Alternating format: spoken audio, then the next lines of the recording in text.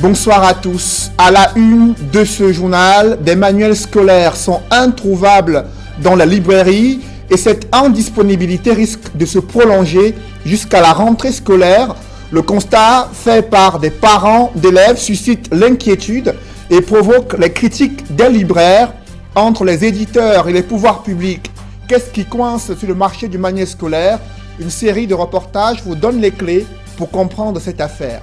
L'exportation des filières agricoles africaines et la promotion du commerce intra-africain sont des facteurs incontournables pour le développement économique et social du continent. Des experts réunis à Douala dessinent les pistes d'une révolution verte sur le continent africain. Vous les écouterez dans ce journal.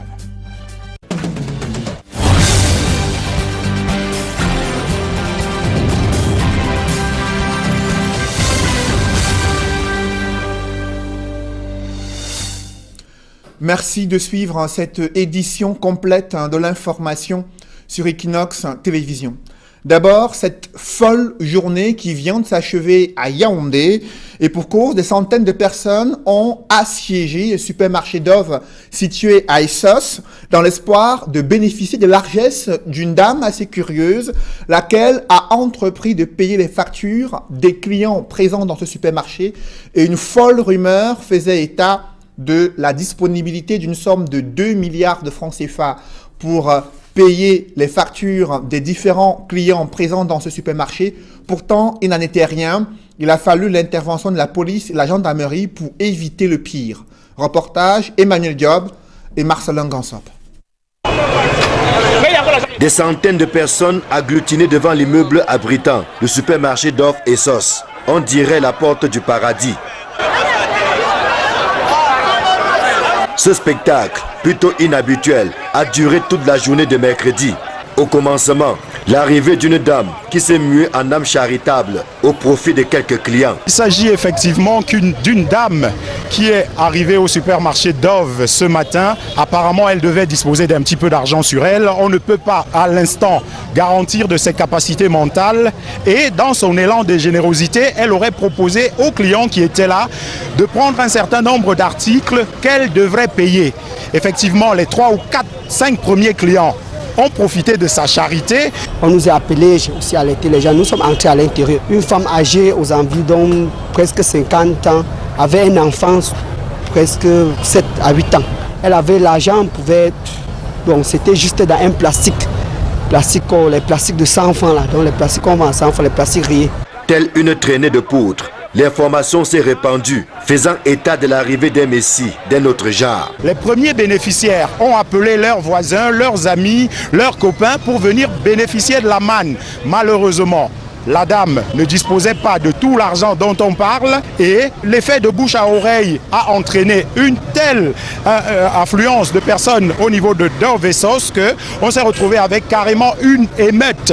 Heureusement que la police et la gendarmerie ont été alertés à temps et le pire a été évité de justesse. N'eût été l'intervention des forces de l'ordre qui ont demandé la suspension temporaire de l'activité au niveau du supermarché Dove Essos pour que les choses ne virent pas au drame. Sauf que ce qui a été dit et amplifié par les réseaux sociaux ne semble avoir aucun lien avec la réalité des faits tels qu'ils se sont déroulés. Dans les réseaux sociaux, on parle des milliards qui auraient été déposés par une dame, mais soyons sérieux, 1 milliard c'est 1000 millions, ça ne se balade pas dans un porte-monnaie. Hein, elle aurait eu besoin de quoi? Et en plus, au Cameroun, vous imaginez quelqu'un qui achète un supermarché pour distribuer à la population? Dans les chaumières, le débat enfle au sujet de ce fait curieux qui a rappelé le mauvais souvenir de la catastrophe d'Ensam du 14 février 1998. La ruée vers le carburant gratuit avait mal tourné, comme cela a failli être le cas ce mercredi 1er août 2018 dans les rayons du supermarché Dove à Essos. Je vous le disais en titre, des manuels scolaires sont introuvables dans la librairie à un mois de la rentrée. C'est le constat fait dans certaines librairies situées dans la capitale économique du Cameroun. Des libraires qui s'inquiètent de cette situation, des parents également exaspérés de ce problème qui se pose avec acuité et le risque d'indisponibilité des livres qui pourrait se prolonger jusqu'à la rentrée scolaire. Reportage Mitterrand et Isabelle Carole Zopet.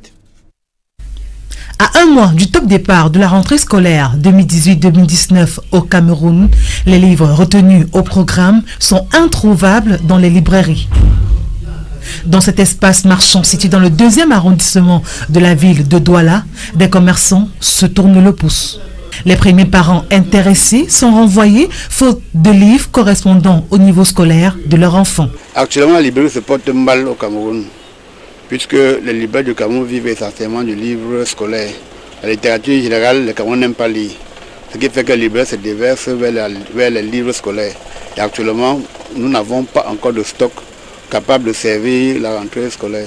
Selon les libraires, les éditeurs se plaignent de la sortie tardive de la liste des livres scolaires retenus. Cette situation aurait impacté sur la production, l'édition et la livraison des manuels scolaires. Le train de la rentrée scolaire pourrait donc démarrer sans que les élèves ne disposent de livres. Il n'y a pas encore de stock disponible parce que les éditeurs n'ont pas mis les livres à la disposition des distributeurs.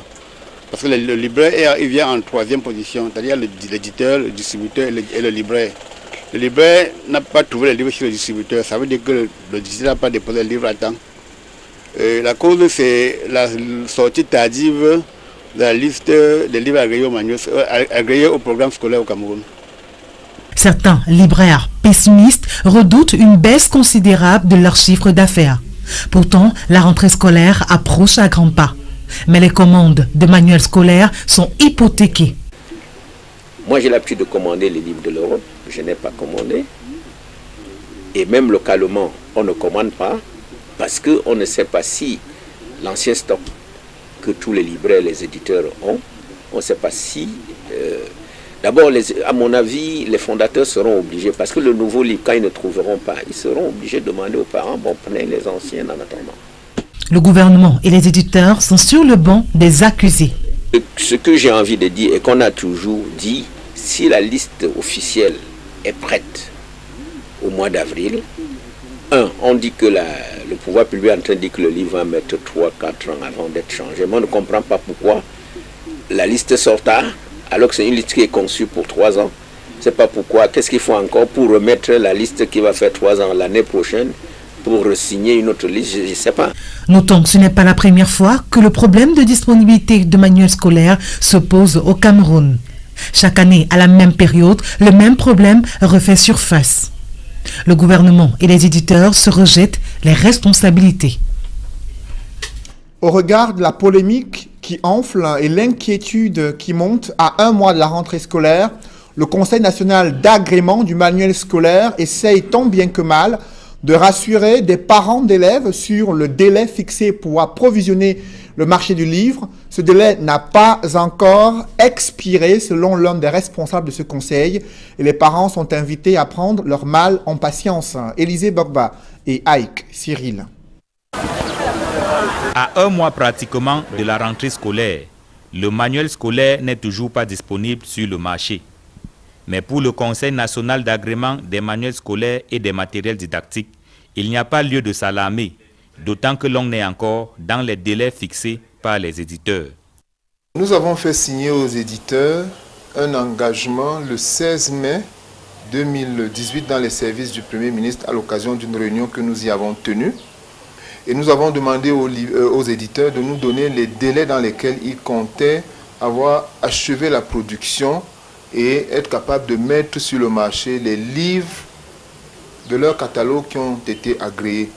Quand vous reparcourez ce document, la plupart, la grande majorité des éditeurs avaient prévu que les livres arriveraient sur le marché dans la première quinzaine du mois d'août. Donc nous sommes encore dans les délais que les éditeurs nous ont donnés, nous sommes encore dans le temps. Si les éditeurs attendent la dernière minute pour produire les livres, c'est en raison de la contrefaçon qui a gagné le marché. Ils jouent par conséquent la carte de la prudence. Beaucoup d'éditeurs, au thème de la discussion que nous avons eue avec eux, m'ont paru anxieux de ce que la contrefaçon risque de compromettre leurs affaires.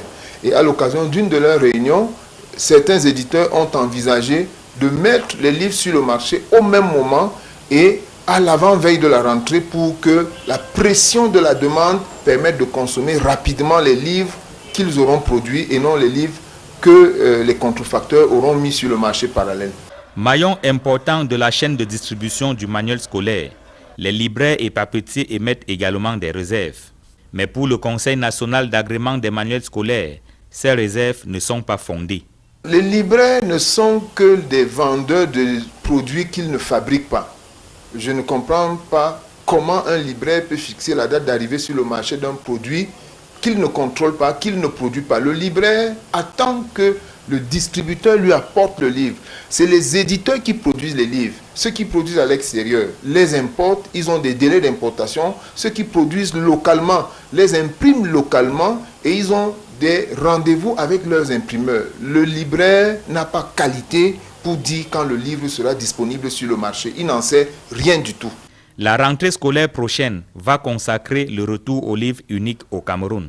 En termes d'offres des manuels scolaires, 79 éditeurs au total ont soumissionné, dont 5 étrangers et 74 locaux. Des éditeurs locaux qui contrôlent 76,3% du marché avec 210 manuels scolaires agréés.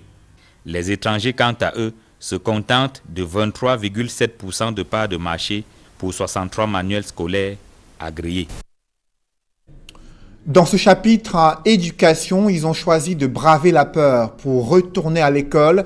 Il s'agit des jeunes élèves victimes des exactions de Boko Haram à l'extrême nord du Cameroun. Les plus brillants ont été encouragés par le gouverneur de cette région qui a également incité de nombreux parents à renvoyer les enfants à l'école afin de garantir leur éducation et d'assurer leur développement. Reportage Amadou Daïrou et Eric Martial Ndjomo. Les affres de la secte islamiste Boko Haram ont particulièrement affecté le secteur éducatif dans le septentrion, causant la fermeture de nombreux établissements scolaires et faisant plusieurs déplacés parmi les élèves. Certains d'entre ces déplacés dans le département du Mayo-Sava, région de l'extrême nord, parmi lesquels de nombreuses jeunes filles ont néanmoins, bon an mal an, poursuivi avec l'école dans des conditions drastiques. J'ai bien travaillé, je suis fière de mon travail. J'invite les autres à étudier comme moi parce que c'est ça le secret de l'école. Et j'aimerais travailler encore beaucoup pour que l'année prochaine je puisse revenir. Je m'appelle Maman, je suis contente d'avoir passé en 5e avec 17 de moyenne. Je compte travailler dur dans l'avenir.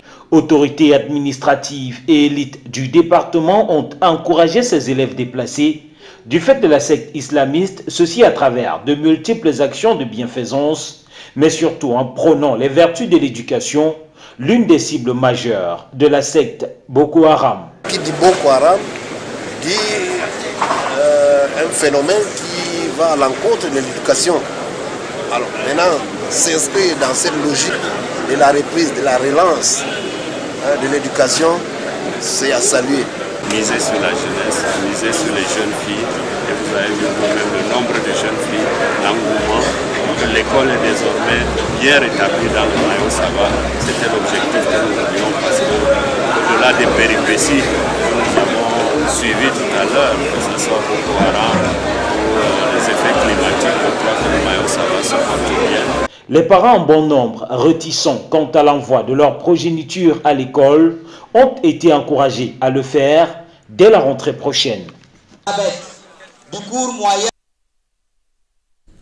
Dans le reste de l'actualité, Garantie Voyage fermée pour 1 mois. C'est une décision du ministre des Transports qui a suspendu la licence de ce transporteur interurbain à la suite d'un accident mortel survenu il y a quelques semaines. Et comme vous pouvez le voir en image, aucun voyage n'a été effectué entre Douala et Yaoundé. C'est là les images de la direction générale de Garantie Voyage fermée aux différents passagers qui espéraient joindre Yaoundé à partir de cette agence de Garantie Voyage. Notamment des grincements de dents ont été observés chez certains manutentionnaires qui se plaignent de cette mise en congé technique pour 1 mois. Parlons à présent des filières agricoles africaines destinées à l'exportation et la promotion du commerce intra-africain. Les experts réunis à Douala estiment que ce sont là les leviers de développement économique et sociale du continent africain. Des précisions avec François Dikoumé et Sylvestre Hippolyte Zangao. Les pertes économiques dues à l'instabilité du prix du baril du pétrole peuvent être palliées par la promotion d'une agriculture de qualité.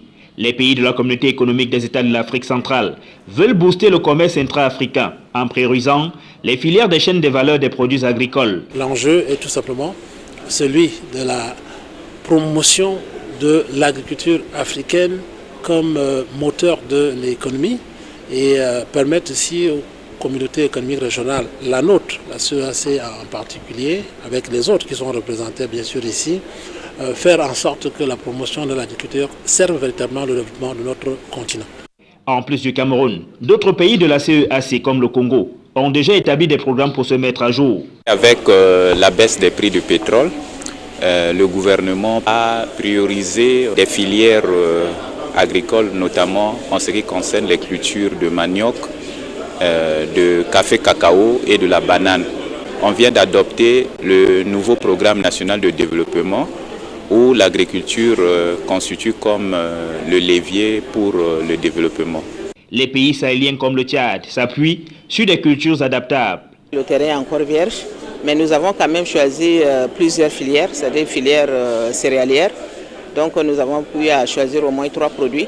Il y a le maïs, le riz et le blé, qui sont d'une importance capitale que nous avons choisi. Il y a la filière oléagineuse, donc il y a le sésame, il y a le maïs, et il y a les filières maraîchères, l'oignon, l'ail et la tomate. Il y a les filières de produits forestiers non liés. Donc en ce moment, nous sommes en train de nous pencher sur l'anacarde et la gomme arabique, qui est beaucoup plus produit au Tchad et que ça développe énormément le Tchad, même parce que le revenu essaye de couvrir un certain pourcentage du PIB au niveau national. L'atelier de Douala, qui a reçu l'appui de l'Union africaine, s'inscrivait dans le cadre de son programme d'appui à la promotion des chaînes de valeur des produits agricoles stratégiques en vue de concrétiser les initiatives prises pour le secteur en Afrique lors du sommet de Malabo en 2014. Toujours dans ce chapitre agriculture, des consommateurs camerounais appelés à faire preuve de plus de vigilance à propos du maïs et légumes congelés importés de Hongrie. Selon le ministre du Commerce, ces produits sont contaminés et l'alerte a été donnée par l'OMS, selon Luc Magua Barga Tangana, qui annonce le retrait systématique de ces produits dans les espaces marchands au Cameroun, des produits nocifs pour la santé, selon le ministre du Commerce, le maïs et légumes congelés importés depuis la Hongrie. Pourquoi la destination économique du Cameroun est peu courue? La faute au climat des affaires, c'est ce qui ressort de l'analyse des performances économiques du Cameroun sur les 10 dernières années. Une universitaire a retracé les mauvais points des performances économiques du Cameroun tout en esquissant des solutions pour améliorer le climat des affaires et l'attractivité économique du Cameroun. Reportage Élisée Bogba et Ike Cyril. Dans le dernier rapport du Doing Business, le Cameroun figure à la 63e place, une position pas du tout confortable en comparaison avec les pays de l'Afrique anglophone. Et c'est la preuve que l'environnement des affaires est loin d'être sain au Cameroun. Nous avons besoin d'un environnement des affaires efficient, sécurisé et compétitif. Voilà les indicateurs endogènes que nous avons identifiés dans notre environnement en côtoyant les acteurs économiques du JICAM, de la Chambre de commerce, de MECAM, de ECAM, de l'économie informelle, parce que nous les avons justement consultés. Il y a un malaise. 122e au classement OADA 2018, le Cameroun n'occupe pas non plus une position reluisante. La création des entreprises, l'obtention des prêts, la régulation des marchés, entre autres, constituent des goulots d'étranglement au point où, même au sein du gouvernement, il est difficile de tenir un discours contraire à la réalité. Nous sommes déjà à l'ère de la gestion axée sur les résultats.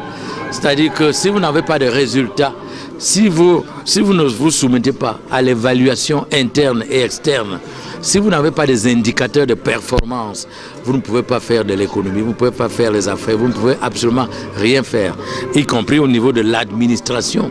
Le document de stratégie pour la croissance et l'emploi, DSCE, sera évalué en 2020. Mais en attendant, une analyse des performances du Cameroun montre clairement que le pays avance à pas de tortue. Nous avons travaillé avec les acteurs de terrain. Ils ont posé leurs problèmes. Ils ont également proposé des pistes de recommandation qui pourraient nourrir des plans de réforme structurels pour améliorer justement structurellement et durablement notre environnement des affaires. Doing Business in Africa, analyse des performances du Cameroun sur les 10 dernières années. C'est le titre d'un ouvrage qui retrace les bons et mauvais points du Cameroun depuis l'ouverture du programme avec la Banque mondiale en 2008 jusqu'en 2017. Après avoir questionné les experts du JICAM et de la Chambre de commerce par exemple, l'auteur de l'ouvrage dédicacé à Yaoundé, professeur Justine Zifochunkam, pose la problématique de l'amélioration du climat des affaires au Cameroun. C'est la consternation dans la région de l'Ouest. Un conducteur de camion a été abattu dans un poste de contrôle situé à Bacham, département des Bamboutos. Transporté d'urgence à l'hôpital, il a succombé à ses blessures. Selon des témoins, c'est un homme en tenue qui a tiré sur ce civil à bout portant. Son identité n'a pas encore été dévoilée. Le récit des faits avec Dallas Kana et Jean-Paul Chouniat. Une ambiance surchauffée de deuil à l'hôpital régional de Bafoussam. Une famille pleure à Arnaud Téné, 33 ans, abattu de sang-froid par un gendarme à Balégan dans les Bamboutos. Selon ce convoyeur, le gendarme était absent au poste de contrôle, mais ils ont été surpris par ce dernier qui les suivait à moto. Sommé de s'arrêter, le conducteur s'exécute et s'ensuit une altercation pour un billet de 500 francs représentant le droit de passage. Le gendarme était là, il demande que où est le chauffeur.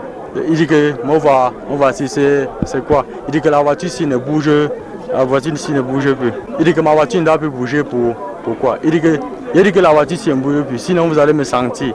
De cette dispute, le gendarme tire à bout portant plusieurs balles. L'une d'elles atteint Arnaud Téné à la tête. Il tourne maintenant la voiture, on prend la route. Il tire d'abord, ça prend la route.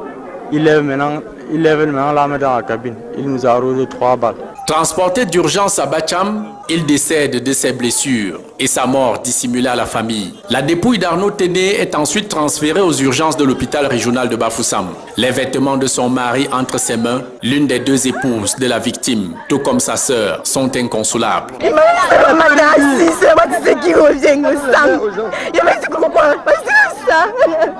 Un jeune gendarme, il se formait que pour Arnaud, pas pour 2 personnes. Tu te lèves un beau matin, tu peux attendre un être humain en route. Il vient, tu tires sur lui. Tous irrités presque sur le pied de guerre pour voir le corps inerte de leurs frères, amis et époux sortis des urgences. Les forces de maintien de l'ordre déjouent la famille et filent déposer le corps d'Arnaud Téné dans cette morgue. Inimaginable pour la famille de n'avoir pas vu la dépouille d'Arnaud. Son identité jusqu'ici inconnue, le gendarme bourreau est détenu à la compagnie de gendarmerie de Bouddha. Un camion anti-émeute déployé pour sécuriser les lieux contre une éventuelle colère de la population. La dépouille de l'honorable Igele Elias, décédé au Nigeria, est arrivée ce jour à Douala. Ces parlementaires, des personnalités politiques et autorités traditionnelles se sont déplacés pour lui rendre un dernier hommage. Reportage avec Innocent Abega et Gladys Sidi. Plusieurs députés étaient présents à l'aéroport international de Douala pour rendre hommage à l'honorable Igele Elias, décédé le 14 juillet dernier au Nigeria. Il a été terrassé par la maladie. Après avoir fait le tour des hôpitaux du pays, il a finalement été évacué au Nigeria, où il a rendu l'âme. Pour ses proches, les députés présents, les personnalités politiques, les chefs traditionnels, son départ est une perte énorme. Chers collègues, au nom de tous les collègues ici présents, nous voulons te dire tout le bonheur que nous avons eu à être ensemble pendant plus de 5 ans. Il était à son premier mandat en tant que député. Il aura marqué plusieurs par ses prises de position. C'était un jeune, c'est ce que je retiens, qui n'était pas de mon parti politique, mais on est tous parlementaires et on s'entendait sur certains points, peut-être pas sur tous les points, mais c'est un grand vide que ça nous laisse, surtout qu'il était député d'une région qui est déchirée aujourd'hui par une guerre civile inutile, les d'Akwaya, et je ne peux que exprimer toutes mes condoléances à la famille si durement éprouvée. Lui, c'était un repos éternel. Pour ses proches qui le présentent comme un rassembleur, un homme intègre, toujours prêt à venir en aide, son départ est encore plus difficile. Donc, arrivé un moment qu'on a dit qu'il est malade. Malade. Il est arrivé à Yaoundé. Après Yaoundé, on a dit qu'il est village. Quand il a appelé, on a dit qu'il est guéri un peu. C'est le village. Après un mois, trop tard, on m'a dit qu'on va au Nigeria pour traitement. J'ai commencé à appeler le frère comment est son maladie. On dit qu'il vient de recouvrir quelques jours. C'est dimanche le 16 ou le 15, comme ça là. Après que tu es au courant que le député est mort, il me dit comment. C'est avant qu'il a appelé, non? Il dit que oui, il est mort. Il m'a fait un choc. La chance m'a fait un choc. Donc, son mot, ça m'a pris un jack. Je ne sais pas comment j'ai fait. Député d'Akwaya, localité située dans la région du Sud-Ouest, l'honorable Idjele Elias a occupé plusieurs postes de responsabilité avant son décès. Il laisse une veuve éplorée et 6 enfants. Il sera inhumé au courant du mois dans son village natal, à Bangundu, dans le Sud-Ouest, où il occupait les fonctions de chef traditionnel. Un public reportage dans ce journal, comment se prépare le festival Ngwon qui est prévu en fin d'année 2018, la communauté qui se mobilise, notamment les femmes de cette communauté pour promouvoir leur culture à travers plusieurs séries d'activités. Reportage. Le carnaval de la femme Bamoun, activité novatrice du Ngwon 2018, se déroulera le 6 décembre à Fumban durant le festival. Une idée du sultan roi des Bamoun qui entend par là valoriser la femme Bamoun, belle, active et décente. En prélude à cette activité, une journée de réseautage a été organisée dans la ville de Douala.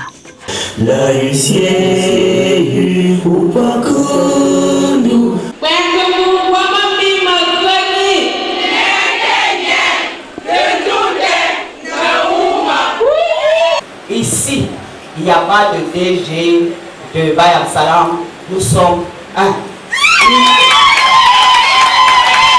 Les journées de réseautage sont des plateformes de rencontres, d'échanges, de partage, d'expériences entre les femmes Bamoun. Le but de ces journées, c'est d'amener la femme Bamoun à assumer avec rang sa place aux côtés des femmes dans le pays et dans le monde.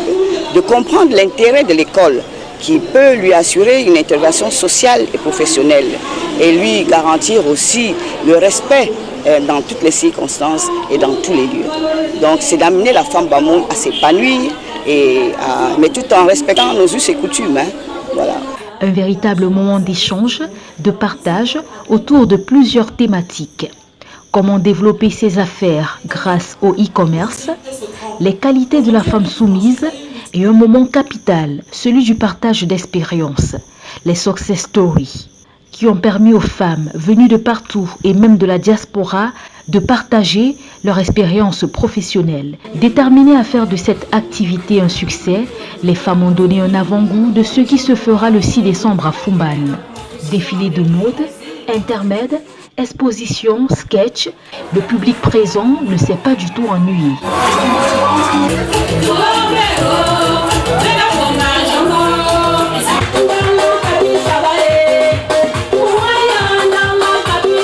C'est une activité qui a été introduite par le sultan roi des Bamoun dans le programme du Ngwon en vue de valoriser la femme Bamoun.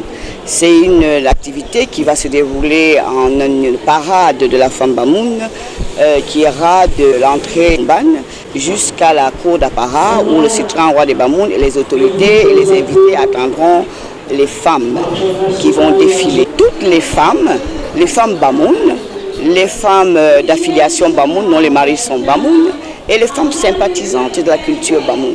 Tout le monde est invité parce que le thème du Ngon cette année, c'est Ngon, cadre de ressourcement culturel et d'affermissement du vivre ensemble. Donc c'est un vivre ensemble. Tout le monde vient fêter avec le peuple Bamoun. La journée de réseautage organisée à Douala a permis d'avoir une idée claire de ce que sera le carnaval de la femme Bamoun. Le ciel est sombre. Elles sont belles, actives et décentes et ont hâte d'y être afin de montrer aux yeux du monde entier tout le potentiel de la femme Bamoun.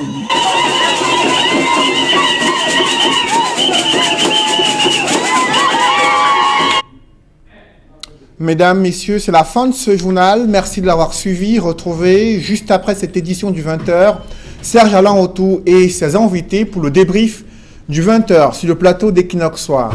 Serge Alain. Oui, Cédric, deux éléments ont retenu notre attention. Il y a surtout cette ruée vers Davisos et le drame de Mouda. Vous l'avez dit, Yaoundé qui a connu une journée folle concernant cette rumeur de distribution des articles dans un supermarché au point où les réseaux sociaux se sont enflammés à cause des photos qui ont circulé et informations démenties après les investigations menées par les reporters d'Equinox Télévision.